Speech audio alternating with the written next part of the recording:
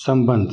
परम दिव्य पुरुष का स्वरूप बतलाकर अब साधन की विधि और फल बतलाते हैं। प्रयाण काले मनसा चलेन भक्त्या युक्तो योग बलेन च भ्रुवोर्मध्ये प्राणमावेश्य सम्यक सतरम परम पुरुष उपैति दिव्यम। यह भक्ति युक्त पुरुष अंत काल में भी योग बल से भ्रुकुटी के मध्य में प्राण को अच्छी प्रकार स्थापित करके फिर निश्चल मन से स्मरण करता हुआ उस दिव्य स्वरूप परम पुरुष परमात्मा को ही प्राप्त होता है। प्रश्न। यहाँ भक्त्या युक्त का क्या अभिप्राय? उत्तर। भक्त्या युक्त का अर्थ है भक्ति से युक्त। भगवत विषयक अनुराग का नाम भक्ति है। जिसमें भक्ति होती है वही भक्ति से युक्त है। अनुराग या प्रेम किसी न किसी प्रेमास्पद में होता है। इससे यह समझना चाहिए कि यहाँ निर्गुण निराकार ब्रह्म की अहं ग्रह उपासना का अर्थात ज्ञान योग का प्रसंग नहीं है। उपासक का भाव से ही जाने वाली भक्ति का प्रसंग है। प्रश्न। योग बल क्या है? भ्रुकुटी के मध्य का स्थान कौन सा है और प्राणों को वहाँ अच्छी तरह स्थापन करना किसे कहते हैं तथा वह किस प्रकार किया जाता है? उत्तर।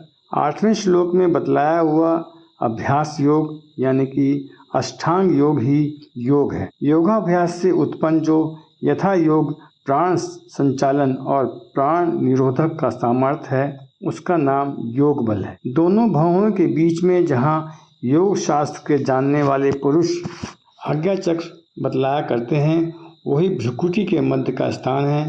कहते हैं कि यह आज्ञा चक्र द्विदल है। इसमें त्रिकोण योनि है। अग्नि, सूर्य और चंद्र इसी त्रिकोण में एकत्र होते हैं। जानकार योगी पुरुष महाप्रयाण के समय योग बल से प्राणों को यही लाकर स्थिर रूप से निरुद्ध कर देते हैं। इसी का नाम अच्छी तरह प्राणों का स्थापना करना है। इस प्रकार आज्ञा चक्र में प्राणों का निरोध करना साधन सापेक्ष है। इस आज्ञा चक्र के समीप सप्त कोश है जिनके नाम हैं इंदु, बोधिनी, नाद, अर्धचंद्रिका, महानाद यानी कि सोम, सूर्याग्नि रूपिणी कला और उन्मनी। प्राणों के द्वारा उन्मनी कोश में पहुंच जाने पर जीव परम पुरुष को प्राप्त हो जाता है। फिर उसका पराधीन होकर जन्म लेना बंद हो जाता है। वह या तो जन्म लेता ही नहीं, लेता है तो लोक को प्रकार के लिए स्वेच्छा से या भगवत दीक्षा से। इस साधन की प्रणाली किसी अनुभवी योगी महात्मा से ही जानी जा सकती है। किसी को भी केवल पुस्तक पढ़कर योगा साधना नहीं करनी चाहिए। वैसे करने से लाभ के बदले हानि ही अधिक संभावना है। प्रश्न। अचल मन के क्या लक्षण है? उत्तर। 8वें श्लोक में जिस अर्थ में मन को नान्यगामी कहा है यहाँ उसी अर्थ में अचल कहा गया है। भाव यह है कि जो मन ध्येय वस्तुओं में स्थित होकर वहाँ से जरा भी नहीं हटता उसे अचल कहते हैं। प्रश्न। परम दिव्य पुरुष के क्या लक्षण हैं? उत्तर।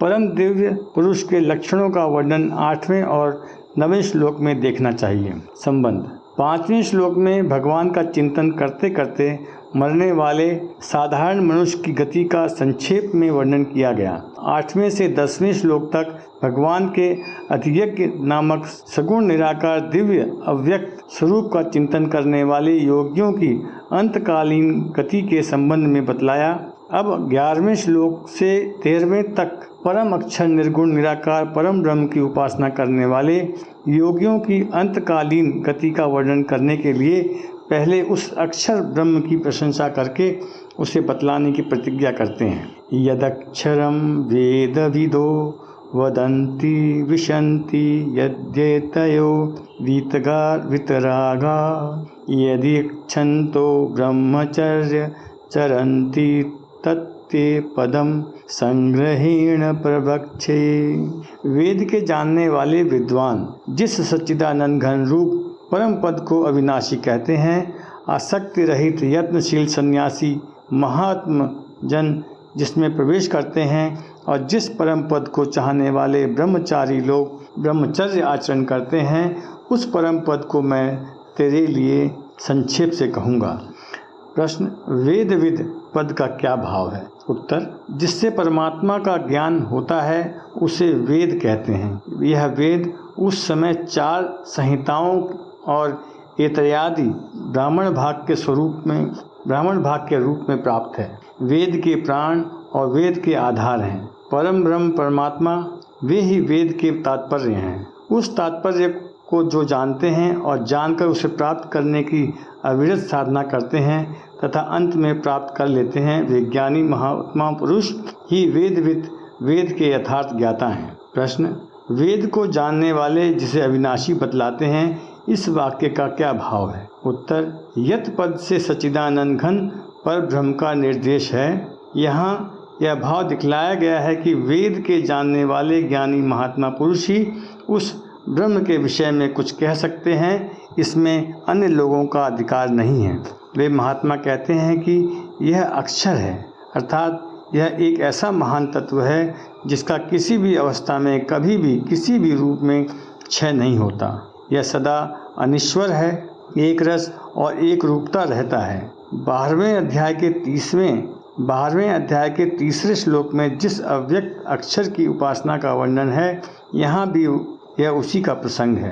प्रश्न, वीतरागा विशेषण के साथ यतः पद किनका वाचक है? उत्तर, जिनमें आसक्ति का सर्वथा अभाव हो गया है वे वितराग हैं, और ऐसे वितराग तीव्र वैराग्यवान परमात्मा की प्राप्ति के प्राप्त ब्रह्म में स्थित एवं उच्च श्रेणी के साधनों से संपन्न जो सन्यासी महात्मा है, उनका वाचक यहाँ यतयः पद है।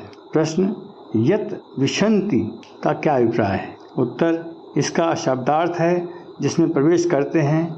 अभिप्राय यह है कि यहाँ यत पद उस सच्चिदानंद घन परमात्मा को लक्ष्य करके कहा गया है, जिसमें उपयुक्त साधन करते करते साधन की शेष सीमा पर पहुंचकर यति लोग अभेद भाव से प्रवेश करते हैं। यहाँ यह स्मरण रखना चाहिए कि इस प्रवेश का अर्थ कोई आदमी बाहर से किसी घर में घुस गया ऐसा नहीं है। परमात्मा तो अपना स्वरूप होने से नित्य प्राप्त ही है। इस नित्य प्राप्त तत्व में अप्राप्ति का भ्रम हो रहा है। उस अविद्या रूप भ्रम का मिट जाना ही उसमें प्रवेश करना है। प्रश्न, जिसको चाहने वाले ब्रह्मचर्य का आचरण करते हैं, इस वाक्य का क्या अभिप्राय है? उत्तर, यत पद उसी ब्रह्म का वाचक है जिसके संबंध में वेद लोग उपदेश करते हैं, और वितराग यति जिसमें अभेद भाव से प्रवेश करते हैं। यहाँ इस कथन से यह भाव समझना चाहिए कि उसी ब्रह्म को प्राप्त करने के लिए ब्रह्मचारी ब्रह्मचर्य व्रत का पालन करते हैं। ब्रह्मचर्य का वास्तविक अर्थ है ब्रह्म में अथवा ब्रह्म के मार्ग में संचरण करना। जिन साधनों से ब्रह्म प्राप्ति के मार्ग में अग्रसर हुआ जा सकता है, उनका आचरण करना। ऐसे साधन ही ब्रह्मचारी के व्रत कहलाते हैं, जो ब्रह्मचर्य आश्रम में आश्रम धर्म के रूप में अवश्य पालनीय हैं, और साधारणतया तो अवस्था भेद के अनुसार सभी साधक को यथाशक्ति उनका अवश्य पालन करना चाहिए। ब्रह्मचर्य में प्रधान तत्व है बिंदु का संरक्षण और संशोधन। इससे वासनाओं के नाश द्वारा ब्रह्म की प्राप्ति में बड़ी सहायता मिलती। उधर रेता नैष्ठिक ब्रह्मचारियों का तो वीर्य किसी भी अवस्था में अधोमुखी होता ही नहीं, अतएव वे तो ब्रह्म के मार्ग में अनायास ही आगे बढ़ जाते हैं। इनसे निम्न स्तर में वे हैं जिनका बिंदु अधोगामी तो होता है, परंतु वे मन, वचन और शरीर से मैथुन का सर्वथा त्याग करके उसका संरक्षण कर लेते हैं। यह भी एक प्रकार से ब्रह्मचर्य ही है। इसी के लिए गरुड़ पुराण में कहा है, कर्मणा मनसा वाचा सर्वास्थात्सु सर्वदा सर्वत्र मैथुन त्यागो ब्रह्मचर्य पचस्ते। सब जगह सब तरह की स्थिति में सर्वदा मन, वाणी और कर्म से मैथुन का त्याग ब्रह्मचर्य कहलाता है। आश्रम व्यवस्था का लक्ष्य भी ब्रह्म की प्राप्ति है। ब्रह्मचर्य सबसे पहला आश्रम है। उसमें विशेष सावधानी के साथ ब्रह्मचर्य के नियमों का पालन करना आवश्यक है। इसलिए कहा गया है कि ब्रह्म की इच्छा करने वाले यानी कि ब्रह्मचारी ब्रह्मचर्य का आचरण करते हैं।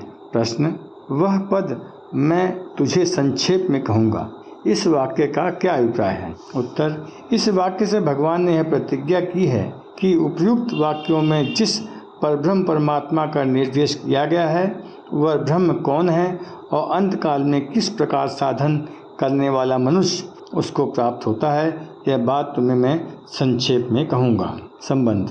पूर्व श्लोकों में जिस विषय का वर्णन करने की प्रतिज्ञा की थी, अब 2 श्लोकों में उसी का वर्णन करते हैं। सर्वद्वाराणि संयम्य मनो हृदि निरुध्य च मूढन्यर्याधार्यात्मनः प्राणमास्थितो योगधारणाम्। अमोत् ॐ नित्येकाक्षरं ब्रह्म व्याहारन् मानुस्मरन् यः प्रयाति त्यजन्देह स याति परमागतिम। सब इंद्रियों के द्वारों को रोककर तथा मन को हृदय में स्थिर करके फिर उस जीते हुए मन के द्वारा प्राण को मस्तक में स्थापित करके परम महात्मा संबंधी योग धारणा में स्थित होकर जो पुरुष ओम इस एक अक्षर रूप ब्रह्म को उच्चारण करता हुआ और उसके अर्थ स्वरूप मुझ निर्गुण ब्रह्म का चिंतन करता हुआ शरीर को त्याग कर जाता है, वह पुरुष परम गति को प्राप्त होता है। प्रश्न। यहाँ सब द्वारों का रोकना क्या है? उत्तर। श्रोतादि 5 ज्ञानेंद्रिय और वाणी आदि 5 कर्मेंद्रिय, इन 10 इंद्रियों के द्वारा विषयों का ग्रहण होता है, इसीलिए इनको द्वार कहते हैं। इसके अतिरिक्त इनके रहने के स्थानों यानी कि गोल को भी द्वार कहते हैं। इन इंद्रियों को वाह विषयों से हटाकर अर्थात देखने सुनने आदि की समस्त क्रियाओं को बंद करके साथ ही इंद्रियों के गोलकों को भी रोककर इंद्रियों की वृत्ति को अंतर्मुख कर लेना ही सब द्वारों का संयम करना है। इसी को योगा शास्त्र में प्रत्याहार कहते हैं। प्रश्न। यहाँ हृदय किस स्थान का नाम है और मन को हृदय में स्थित करना क्या है? उत्तर। नाभि और कंठ, इन दोनों स्थानों के बीच का स्थान जिसे हृदय कमल भी कहते हैं और जो मन तथा प्राणों का निवास स्थान माना गया है, हृदय है। और इधर उधर भटकने वाले मन को संकल्प विकल्पों से रहित करके हृदय में निरुद्ध कर देना ही उसको हृदय में स्थिर करना है। प्रश्न। प्राणों को मस्तक में स्थापित करने के लिए कहने का क्या अभिप्राय है? उत्तर। मन को हृदय में रोकने के बाद प्राणों को ऊर्ध्वगामी नाड़ी के द्वारा हृदय से ऊपर उठाकर मस्तक में स्थापित करने के लिए कहा गया है। ऐसा करने से प्राणों के साथ साथ मन भी वहीं जाकर स्थिर हो जाता है। प्रश्न। योग धारणा में स्थित रहना क्या है और योग धारणम के साथ आत्मनः पद देने का क्या अभिप्राय है? उत्तर।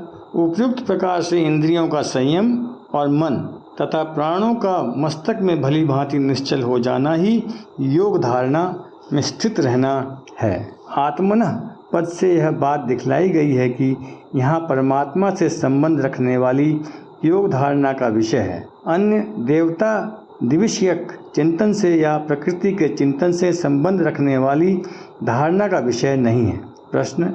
यहाँ ओंकार को एकाक्षर कैसे कहा है और इसे ब्रह्म कहने का क्या अभिप्राय है? उत्तर। 10वें अध्याय के 25वें श्लोक में भी ओंकार को एक अक्षर कहा है, यानी कि गिरामस्यकम अक्षरम। इसके अतिरिक्त यह अद्वितीय अविनाशी परम ब्रह्म परमात्मा का नाम है और नाम तथा नामी से वास्तव में अभेद माना गया है, इसलिए भी ओंकार को एक अक्षर और ब्रह्म कहना उचित ही है। कठोपनिषद में भी कहा है, एतद्स्थावक्षरम ब्रह्म एतदेवाक्षरम परम एतद्देवाक्षरम ज्ञात्वा यो यादिच्छति तस्य ततः। यह अक्षर ही ब्रह्म है, यह अक्षर ही परम है।